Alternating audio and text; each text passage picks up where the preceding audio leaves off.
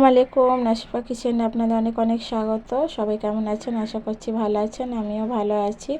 তো আজকে দুপুরে লাঞ্চ আর সকালে ব্রেকফাস্ট নিয়ে ভিডিওটা, আশা করছি আপনাদের ভালো লাগবে। তো চলুন সঙ্গে থাকুন। আমি দেখুন বানিয়েছিলাম সকালে ব্রেকফাস্টে কাবলি চানার তরকারি আর গরম গরম পরোটা। তো আমি রাত্রেই কাবলি চানাটা ভিজিয়ে দিয়েছিলাম যাতে ভালোভাবে ফুলে যায় কাবলি চানাটা। তো দেখুন সকালে আমি কুকারে বয়েল করবার জন্য কাবলি চানাটা জল আর অল্প একটু হলুদ আর অল্প একটু নুন দিয়ে বয়েল করে নিয়েছিলাম। আর কুকারের ঢাকনাটা খুলে আমি দেখে নিচ্ছিলাম চানাটা আমার বয়েল হয়ে গেছিলো। আর চানার জলটা ঝরিয়ে আমি চানাটা রেখে দেবো এক জায়গায়। এবারে চানাটা তৈরি করার জন্য আমি মশলা রেডি করে নিচ্ছিলাম। এদিকে দেখুন আমি গ্যাসের মধ্যে কড়া চড়িয়ে দিয়েছিলাম আর দিয়ে দিলাম কিছুটা পরিমাণ তেল। আর ওদিকে একটু আমি একটা পেঁয়াজ কুচিয়ে রেখেছিলাম আর তেলের মধ্যে ফোড়ন দিয়ে দিলাম একটা কাঁচা লঙ্কা ফোড়ন দিয়ে আমার তেলটা গরম হলে আমি পেঁয়াজ কুচিটা দিয়ে দিলাম। পেঁয়াজ কুচিটা দিয়ে আমি ভালোভাবে একটু বাদামি লাল করে নেব। তো আপনাদের কাদের কাদের এইভাবে সকালে ব্রেকফাস্টে কাবলি চানা তরকারি, পুরি বা পরোটা গরম গরম খেতে ভালো লাগে অবশ্যই কমেন্টে জানাবেন। আমাকে তো খুবই ভালো লাগে কাবলি চানার এই তরকারিটা। তো দেখুন আমি এইদিকে পেঁয়াজটা লাল করতে করতে আমার পেঁয়াজটা লাল হয়ে গেছিলো, বাদামি লাল। তো যাতে বেশি লাল না হয়ে যায় আমি ওই জন্য অল্প একটু জল দিয়ে দিলাম। জল দেওয়ার পরে দেখুন আমি একটা মশলা রেডি করে নেব কাবলি চানার জন্যে। তো দেখুন ভিডিওটা যদি ভালো লেগে থাকে একটা লাইক শেয়ার কমেন্ট করবেন।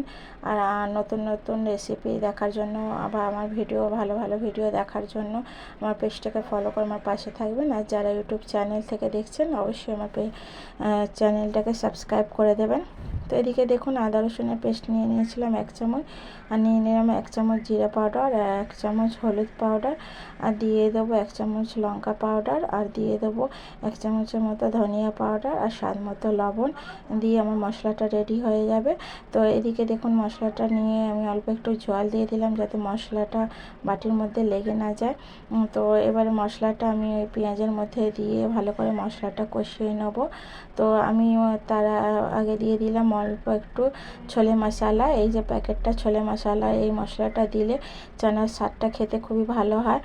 তো দেখুন একদিকে হাতে আমি মোবাইল নিয়ে ভিডিও করছিলাম আর একদিকে এই মশলাটা ঢেলে নিচ্ছিলাম। আর এই বর্ষাকালে জানেন তো সব রকমের প্যাকেটগুলো একদম চিপকে যায়, তো প্যাকেটটা একটু চিপকে গেছিলো, তা ঢালতে একটু সময় লাগছিলো। তো এদিকে দেখুন মশলাটা আমি দিয়ে দিলাম পেঁয়াজের মধ্যে, দিয়ে একটু কষিয়ে নিচ্ছি। দিয়ে দিলাম কিছুটা আলু কুচি, দিয়ে আমি কষিয়ে নিয়ে দিয়ে দেবো বয়েল করে রাখা চানাগুলো, দিয়ে ভালো করে দু হাত নাড়িয়ে চাড়িয়ে আর একটু কষিয়ে নেবো মশলাটার মধ্যে কষিয়ে। আর একদিকে আমি কিছুটা জল বয়েল করবার জন্য রেখেছিলাম গ্যাসে, তো দিয়ে দিলাম বয়েল করা জলটা, দিয়ে ভালো করে ঢাকা দিয়ে আমি সেদ্ধ হতে দিলাম। আর এদিকে দেখুন আমি চোখো চোখো গরম গরম পরোটা বানিয়ে নিচ্ছিলাম।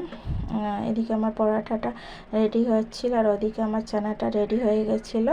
তো আমি চানাটা বার করে নিয়েছিলাম। এই দেখুন রেডি হয়ে গেছে আমার চানাটা।